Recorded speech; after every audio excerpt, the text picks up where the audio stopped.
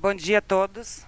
Hoje estamos terminando o nosso simpósio com a apresentação do professor Roberto Wilrich, com a apresentação do Emanuel e do Adiel sobre a nossa ferramenta digital de nome DL Notes 2. E agora a gente começa a apresentação com o professor Roberto Wilrich. Obrigado. Na verdade, esse trabalho essa ferramenta ela foi produzida no contexto de, acho que 2 projetos financiados pelo CNPq e FAPESC, né? E na verdade ele é DL Notes 2 porque já existia uma ferramenta anterior, né? Que ela era uma outra implementação com outras funcionalidades, né? E a gente criou essa nova versão, né? Em colaboração com sou o professor Roberto Vives, do Departamento de Informática e Estatística, e esse projeto tem colaboração com a equipe do NUPIL, né? Então,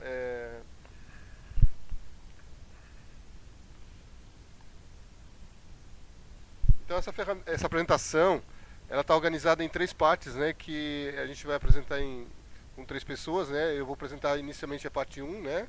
Onde eu vou dar uma introdução geral ao tema, né, falar um pouco da Biblioteca Digital de Literaturas em Língua Portuguesa, porque na realidade essa ferramenta surgiu, né, como uma necessidade dessa biblioteca, né, falar um pouco sobre anotações digitais e uma rápida introdução à ferramenta DL Notes. Né. Quem vai detalhar mais o uso da ferramenta é o Adiel nessa segunda parte. Né, então ele vai demonstrar para vocês e dar mais detalhes do uso da ferramenta e também apresentar os tipos de anotações que ela suporta. Né.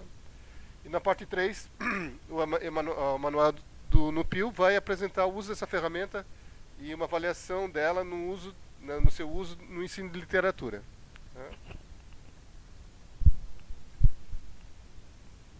Acho que eu estou na frente da...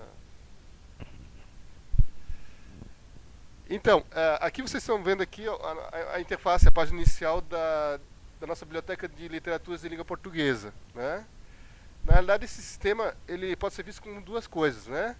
Ele primeiro é um banco de dados, né? Ele oferece informações sobre obras e autores, né? Então vocês podem ver, né? Eu fiz o print lá de ontem, né? Então até ontem a gente tinha mais do que 74 mil obras cadastradas e pouco mais de 18 mil autores, né? Então é um banco de dados de obras e autores, né? Bastante útil, né? No ensino e na pesquisa na área de literatura. Né? Além disso, esse sistema é um repositório digital, ou seja, ele oferece conteúdos digitais, né, que a gente vê ali que são mais de 3.400 obras digitalizadas. Na verdade, a maior parte são obras literárias, né, de domínio público.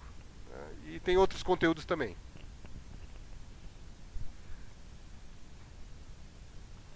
Então, o que é um repositório digital? Né? Aqui a gente tem uma definição, né?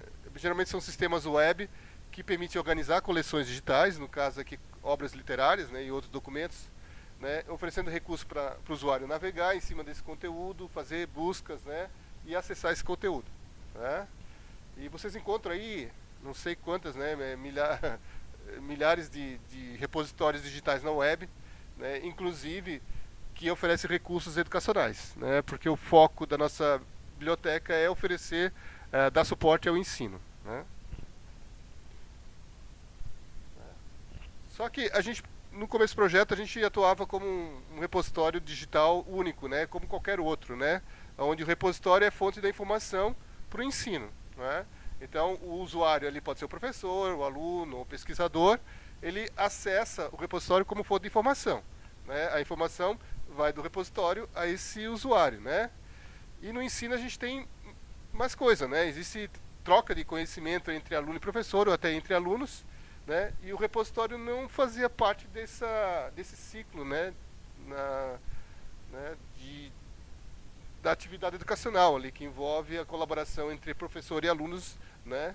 Então, a ferramenta, como eu falei, ele não oferece recursos, né? Em geral, os repositórios digitais não oferecem recursos para a construção colaborativa do conhecimento e o registro desse conhecimento, o compartilhamento dele. Né? ele é apenas uma fonte de recursos educacionais, né, de maneira geral, né? Então, no começo, nosso sistema também era assim, né? Então, eu já introduzi a Biblioteca Digital de Literaturas de Língua Portuguesa, né?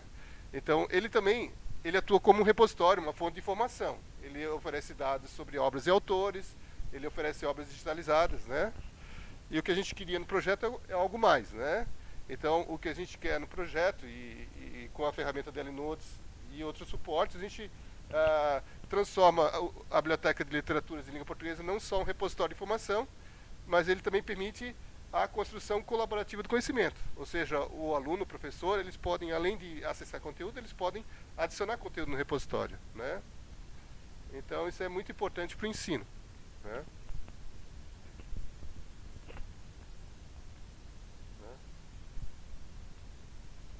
Um mecanismo simples que a gente adotou foi um mecanismo de fórum de discussão e comentários em cima de autores e obras, né?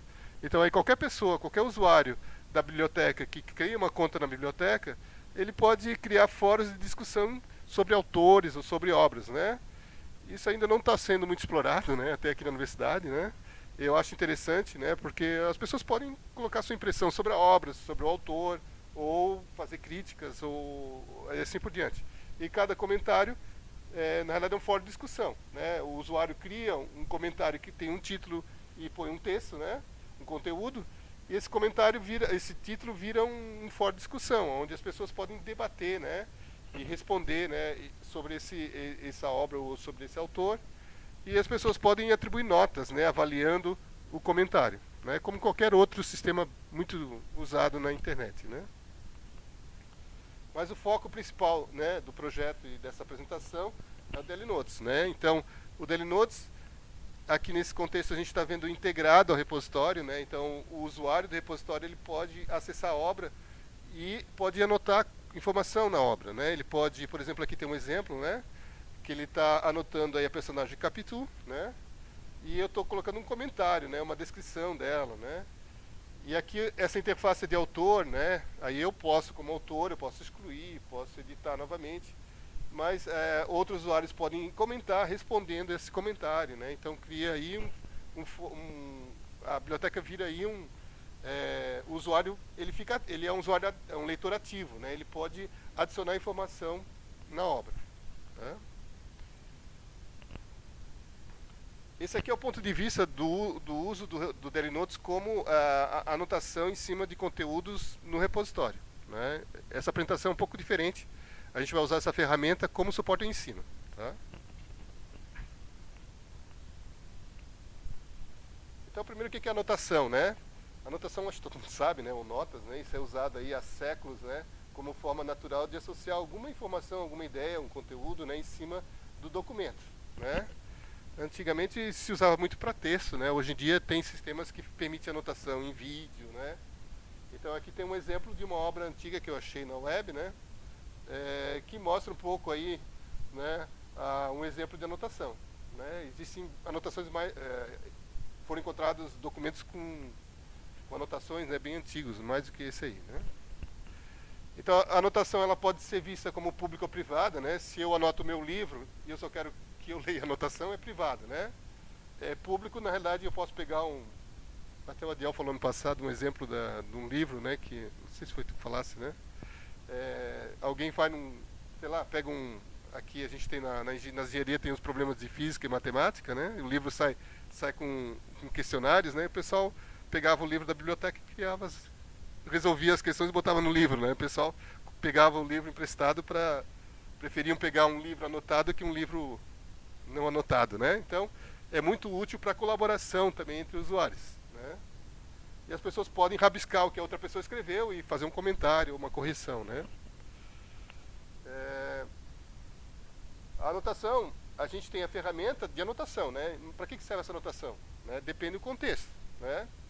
Então, aqui tem um exemplo de um documento anotado, só para usar como exemplo, né?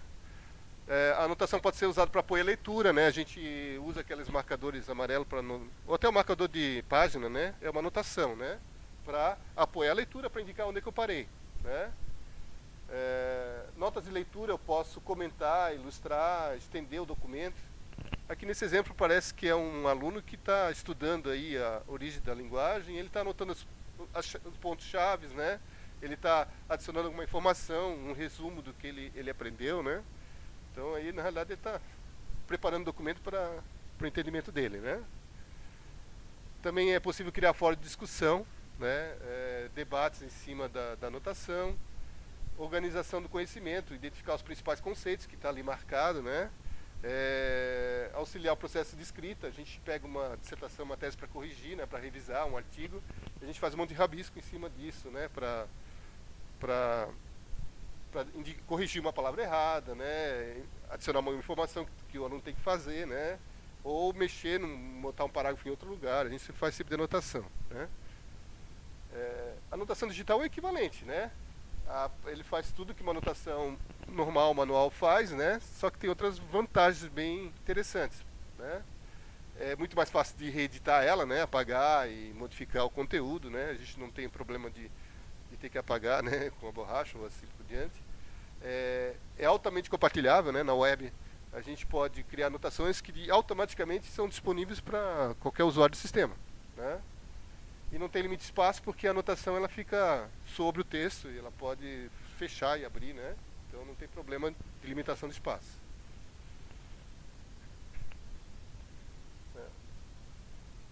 A ferramenta da Notes ela dá suporte a vários tipos de anotação, né? E aqui eu ilustro um pouco os três principais, né? Que essa apresentação aqui está mais adaptada ao pessoal de ciência ciência da computação, né, informática, mas eu acho que vocês vão entender facilmente, né? A anotação não estruturada é que a anotação não tem estrutura nenhuma, é um texto livre, né? Que a pessoa anota, ele marca o alvo da anotação e associa um conteúdo na forma de um texto livre, né? A anotação estruturada, né, aqui tem um exemplo de interface do Notes 2, né? A anotação livre nossa, na realidade a gente chama de estruturada, porque tem vários campos, né, que o usuário pode atribuir valor, né? Ele define um tipo, define um título e faz um comentário, né? E um tipo de anotação que para outras áreas, né, não da informática, não é muito usual, é o que a gente chama de anotação semântica, né? Semântica ali é no sentido de dar um significado ao alvo da anotação, né? Então ali, nessa anotação semântica simples, né, tenho um texto ali, né, Florianópolis é a capital do estado de Santa Catarina, e eu quero anotar Florianópolis como sendo uma cidade, né? Então essa anotação, né, para um usuário, não é muito útil para um usuário esse tipo aqui, né? Aqui é mais para um sistema informático, né, informatizado, né? Quer dizer, um sistema que pode marcar um significado ao texto, né? Aqui eu estou dizendo que Florianópolis é uma cidade. Por que é uma cidade, né? Existe aí uma ontologia aqui publicada na internet que define o termo cidade. Então Florianópolis é uma cidade, né? Isso é importante para realizar busca, né? E análise que a gente vai ver, né? Então, para entender o que é para a gente entender o que é anotação semântica, né? Eu tenho que entender o que é ontologia, né? E esse termo ontologia não é muito usual, né? E tem vários significados. Não é muito usual, não. Tem vários significados, né? Dependendo da área, né? Então, ontologia informática, né? Ele é um pouco... O termo ontologia informática é um pouco diferente do termo ontologia até na literatura, né? Nas áreas humanas. Ontologia para a gente da informática, na realidade é um termo técnico, né, onde a informação ela pode ser especificada de maneira formal, ou seja, existe uma linguagem, né, tipo HTML, né, o pessoal conhece muito HTML, é uma linguagem tipo linguagem que eu vou especificar o conhecimento, né? Então uma ontologia a gente fala na área da ciência da computação é uma forma de descrever os conceitos e as suas relações e propriedades, né? E esses conceitos fazem parte de um certo domínio do conhecimento, né? Aqui tem um exemplo bem simples de ontologia, né? Que eu criei rapidamente, é bem fácil ali de entender, né? Ali tem conceitos, né? Conceitos, ou a gente também chama de classes, né? Aqui tem um conceito de pessoa, uma classe pessoa, né? Essa pessoa pode ter propriedades, né? Tipo nome, tipo peso, altura, né? E tem relações, né? Uma pessoa tem filho, que é outra pessoa, né? Ela tem um veículo, né? Que é ela pode ter veículos, né? Ela pode morar em locais, né? E aqui quer dizer que é uma relação, é uma hierarquia, né? De classes, né? Onde país, estado, cidade, bairro é um local, né? Então eu posso expressar que uma pessoa, ela pode morar num bairro, pode morar numa cidade, num estado, num país, ou em vários locais, né? E ali tem subclasses, a gente chama de pessoa, né? Mulher, homem, com relações, né? Ok? E isso aí, na realidade, existe uma linguagem de especificação, né? Que é processável pela máquina, pelo computador, né? Para realizar busca, para realizar inferência, um novo conhecimento, né? Por exemplo, eu posso dizer que uma pessoa, né, tem veículo, que é um objeto que não foi classificado como um veículo ainda, né? Mas eu sei que, por exemplo, se esse objeto pertence a uma pessoa, tem veículo de uma pessoa, né? Esse objeto é um veículo, né? Então o sistema pode fazer certas inferências, né? Em cima da ontologia. E o termo que a gente vai usar na apresentação é base de conhecimento, né? Base de conhecimento é como se fosse um repositório de informação que provê significado a uma informação. Por exemplo, eu tenho uma obra literária, eu tenho uma ontologia, eu posso gerar, extrair conhecimento, representar conhecimento no repositório, né, a partir de uma base de conhecimento, né? Eu posso identificar pessoas no livro, posso identificar veículos no livro, locais no livro, né? Então, o repositório de informação é aquilo que é o repositório que contém essa informação formalizada, né? Essa informação formalizada é formada pela ontologia e pelo que a gente chama de indivíduos, né, ou objetos, né?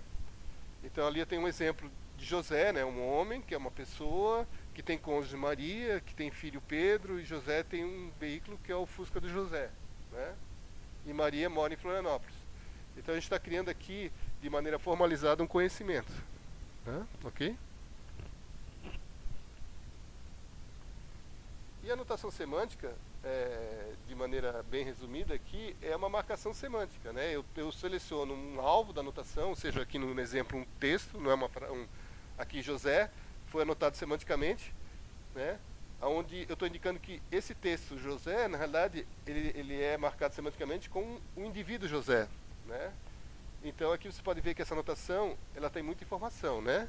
José comprou um Fusca. José, quem é José, né? José é um homem, é uma pessoa, ele é casado com Maria, tem um filho Pedro, agora ele tem um carro, né? E Fusca, né? Fusca ali, eu estou marcando semanticamente como um veículo, né? A controvérsia aí, o pessoal fala antigamente, né?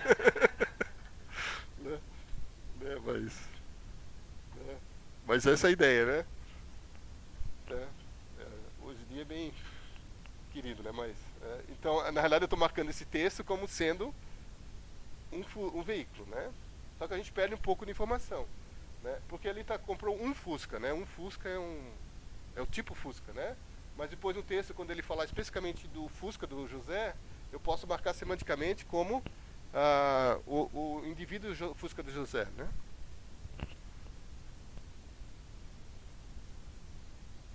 E agora eu vou partir apresentando a ferramenta, né?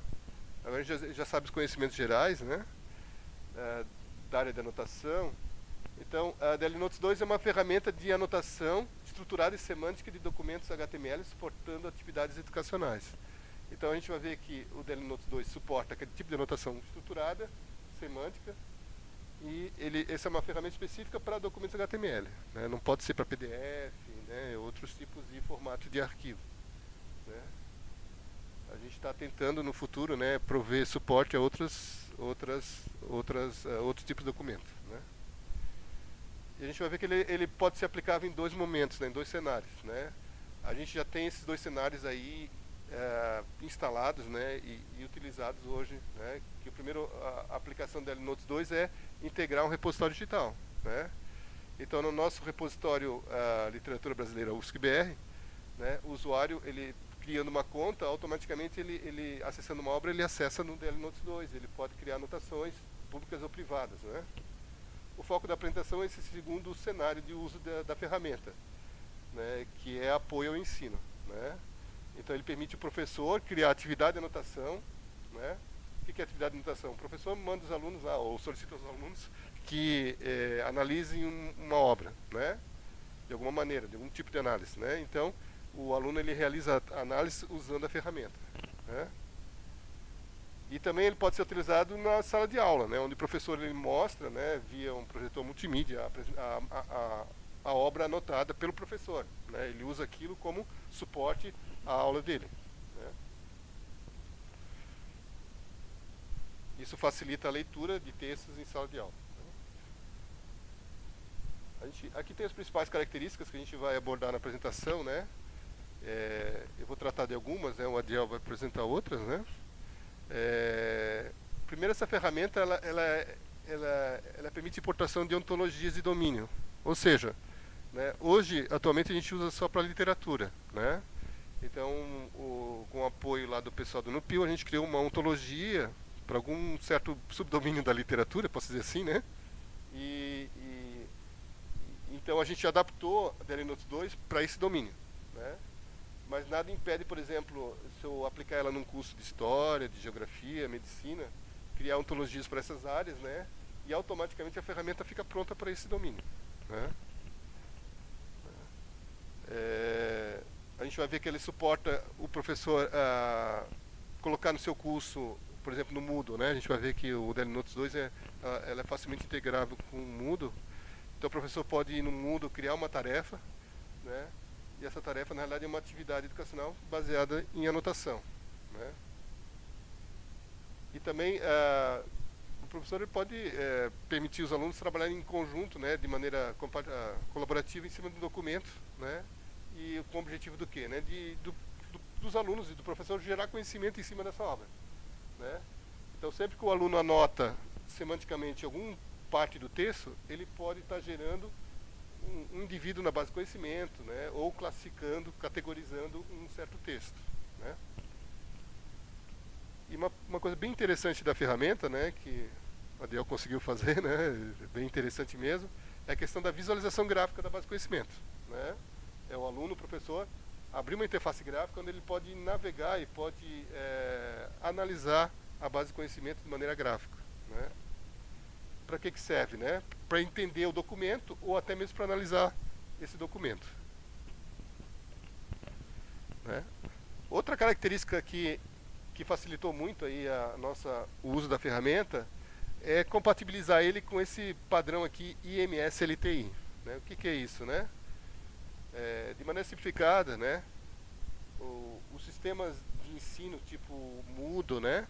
Eles seguem padrões, né? Então existe um padrão aí chamado LTI, que na realidade é como se fosse um protocolo, é um meio de comunicação entre as ferramentas, né? Onde o Moodle pode chamar uma outra ferramenta externa para uma certa atividade no ensino, né? Então a gente compatibilizou o DL Notes 2 com esse padrão, né? Então a gente pode facilmente integrar o DL Notes 2 com o Moodle, né?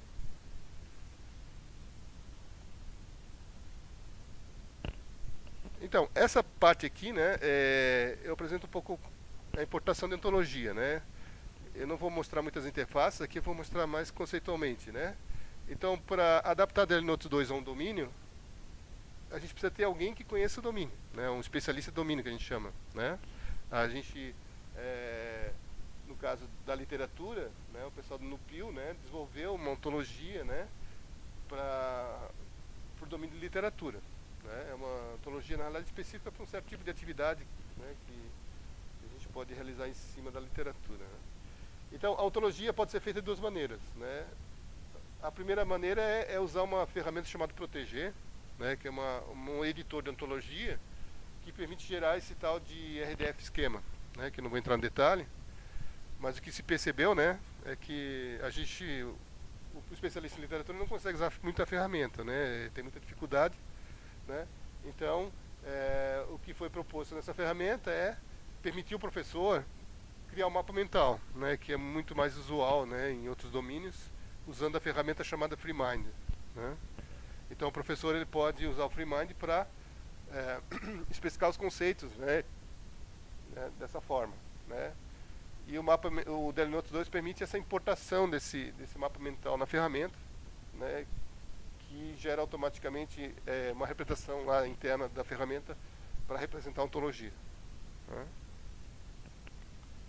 Então, importando a ontologia, eu estou adaptando a ferramenta a um domínio, né? Agora o professor, né, pode criar atividades, tarefas, né, atividades educacionais, tarefas, né, usando a ferramenta DL Notes 2. Então, para isso, o professor tem que entrar no sistema DL Notes 2, né, o site atual aí é esse aí, né, www.dlnotes2.ufsc.br, né, ele já está cadastrado como um professor, né, ele entra no sistema e pode acessar essa interface, onde ele pode adicionar atividades, né. Então, o professor pode adicionar novas atividades, né, atividades de ensino, né, onde o aluno, a tarefa dele é realizar a anotação em cima de uma obra, né? E o objetivo da atividade pode ser os mais diversos possíveis, né? Analisar um conteúdo, identificar os conceitos do documento, fazer uma crítica ou revisar o conteúdo, ou apenas comentar as partes do documento. Então, para criar atividade, basicamente ele clica lá em adicionar atividade e é aberta uma interface, né, onde o professor pode dar um nome para a atividade, né, ele pode escolher a ontologia para aquela atividade, né, para se adaptar mais à necessidade, né, ao propósito da atividade, né. Ele escolhe os documentos que o aluno vai poder acessar nessa atividade, né, para fazer anotação. E essa parte de baixo aqui são os direitos do usuário, moderador ou aluno. Então aqui eu especifico o que o moderador pode fazer e o que o aluno pode fazer, né. Por exemplo, nessa atividade o aluno pode criar anotação, pode responder uma anotação de um outro usuário, né. Ele só pode criar anotações que são visíveis ao moderador, ao professor, né. Essa atividade aqui não tem o propósito de os alunos ver uma anotação do outro aluno, né. Então, basicamente, é o aluno anotando para o professor avaliar, né. E nessa atividade, a atividade só está usando a anotação livre, né. A gente botou o nome livre, mas na realidade é estruturada, né. E ele não pode criar anotação semântica porque essa atividade não tem um objetivo, né. Depois de criar a atividade, o professor ele vai ter que passar para os alunos dele, né? Então, a maneira mais fácil mais interessante para os usuários, né, é usar. A gente na UFSC, né, a gente usa, né, está disponível para todos os cursos, né, o Moodle, né? O Moodle na realidade é um ambiente virtual de aprendizagem, um AVA, né? E o DL Notes pode ser invocado, né? Ou seja, pode ser chamado pelo AVA que tem essa compatibilidade com aquele protocolo que eu falei, o LTI, né, que é uma LTI é interoperabilidade de ferramentas de ensino, né?